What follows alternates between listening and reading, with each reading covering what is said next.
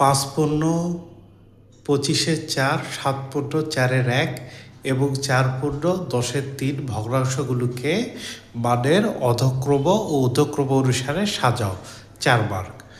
25, 4 আর 10-এর লসাগু হবে 2 গুণন 5 গুণন 5 গুণন 2 100। প্রথমে 2 দিয়ে ভাগ করেছে, তারপর 5 দিয়ে ভাগ করেছে।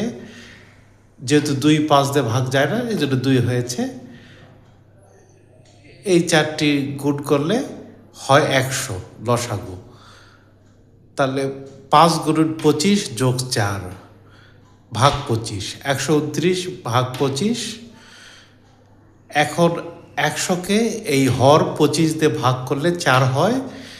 129-কে 4 দিয়ে গুণ করলে 516, 25-কে 4 দিয়ে গুণ করলে 100।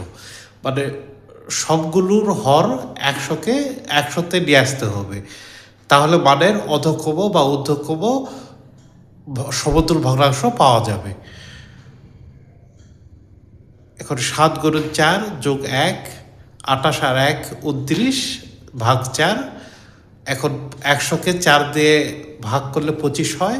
29 গুণন 25, 4 গুণন 25 725 ভাগ 100। আর 4 গুণন 10 যোগ 3 ভাগ 10, 40 যোগ 3 43 ভাগ 10। এখন 100-কে 10 দিয়ে ভাগ করলে হয় 10, তাহলে 43 গুণন 10, 10 গুণন 10। তাহলে হর 100, হর 100, হর 100। প্রতিটার হর সমান হওয়ার কারণে এখন সংখ্যাগুলোকে মানের অধক্রম অনুসারে সাজিয়ে পাই। 725 সবচেয়ে বড় সংখ্যা, এই জন্য তার আগে বড় চিহ্ন, তারপরে 516। 725 ছোট সংখ্যা, কিন্তু 430 থেকে বড় সংখ্যা।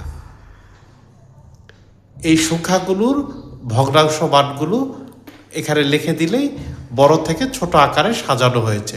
অধক্রম মানে বড় থেকে ছোট আকারে সাজানো, এবং সংখ্যাগুলোকে মানের ঊর্ধ্বক্রম অনুসারে সাজিয়ে পাই। এবার হলো ঊর্ধ্বক্রম হলো ছোট থেকে বড়। সবচেয়ে ছোট হলো 430, তারপর 516, তার থেকে বড় 725, 516-র চেয়ে বড়। এই ভগ্নাংশগুলো এখানে বসালে উত্তর হয়।